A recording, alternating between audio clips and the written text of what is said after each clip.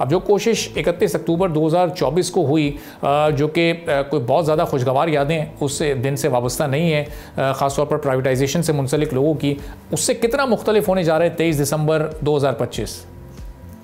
देखिए, उस वक्त जो भी एक ड्यू डिलिजेंस की गई, एफए को अपॉइंट किया गया और जो भी शर्त शराइत उसमें रखी गई, आप और हम भी उसके ऊपर बात करते थे, जिसमें एक प्राइवेट इन्वेस्टर के सामने जो है एक part liabilities, not all, plus उसको उसके पर एक डिमांड थी कि वो 80 बिलियन रुपीस फौरी उसमें लगाएगा।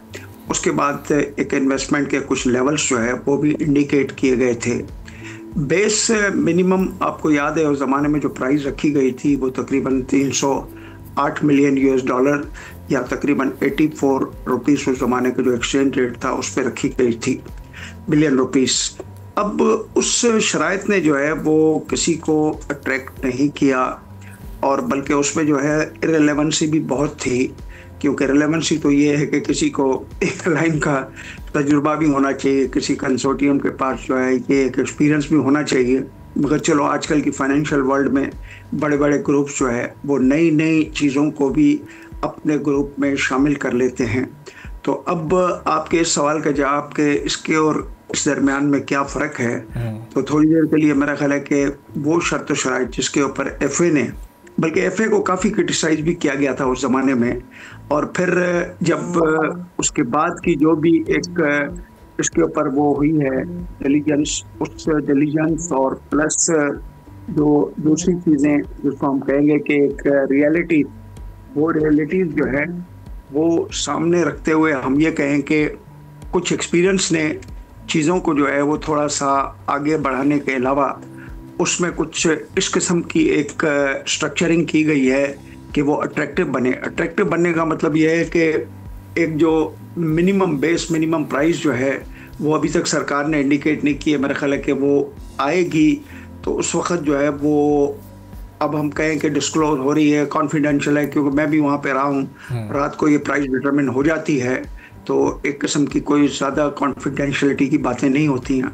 अब हम फिर से एक तरफ आते हैं जिसको आपके सवाल के जवाब को तलाश करने की कोशिश करते हैं। तो यहाँ पे अट्रैक्शन तो बहुत है, क्योंकि देखें 23% जो है वो डोमेस्टिक शेयर है पीआईए के पास, और ओवरऑल इंटरनेशनल में तो पाकिस्तान बतौर कुल 60% जो है वो एक किस्म का पाकिस्तान के पास कोई शेयर नहीं है। मोर देन 60% बाहर की एयरलाइंस करती हैं। ओपन स्काई पॉलिसी भी आपके पास कायम है, तकरीबन हर शहरों से आप देखें कि एमिरेट्स और दूसरी एयरलाइन अभी चल रही हैं। तो थोड़ा सा एक कंपटीशन की फेयरनेस को हम सामने रखते हुए देखें कि इसको कैसे बैलेंस किया जाएगा।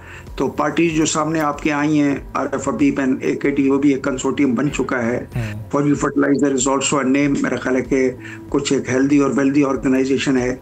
बाकी रहा जहाँ तक टब्बा ग्रुप एंड कंपनी का जो लकी सीमेंट वगैरह है, वो भी काफ़ी एक हेल्दी और वेल्दी किस्म की एक पार्टी है। Air blue very much relevant, क्योंकि उसके पास एयरलाइन का एक्सपीरियंस भी है।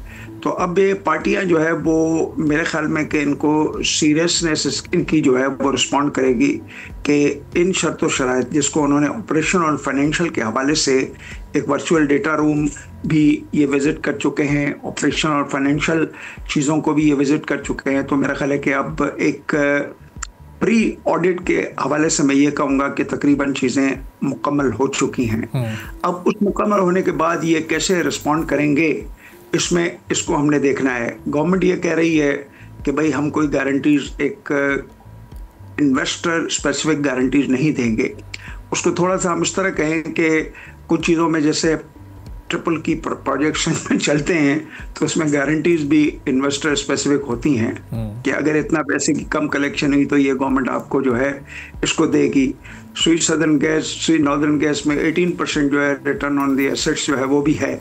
तो ये इस किस्म की कोई गारंटीज मेरा ख्याल है कि गवर्नमेंट ने कहा है कि वो नहीं देगी, और मेरा ख्याल है कि गवर्नमेंट रियली मीन्स इट।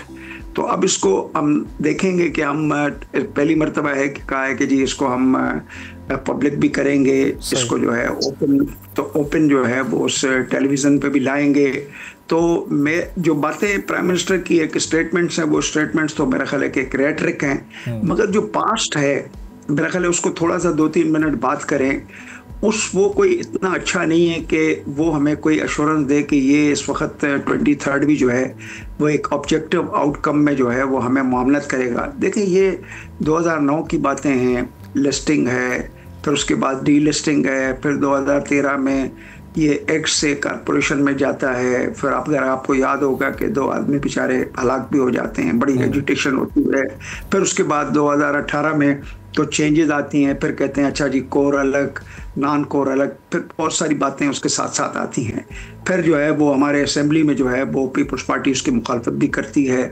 फिर ये होता है कि ठीक है 51% जो है वो गवर्नमेंट जो है अपने पास रिटेन करेगी, या गवर्नमेंट जो भी रिटेंशन करेगी उसमें उसका भी अमल दखल होगा और किसी को नहीं निकाला जाएगा। तो इस शर्त और शराइत को सामने रखते हुए इस किस्म की स्टेटमेंट्स तो हमारे सामने आ रही हैं कि लोगों को ले ऑफ नहीं किया जाएगा। स्टैंडिंग कमेटी में ये बातें हो रही हैं और लोगों को जो है वो परफॉर्मेंस बेस्ड जो है उनको एम्प्लॉयड रखा जाए। सब्सक्राइब करें और बेल दबाएं ताकि कोई खबर रह न जाए।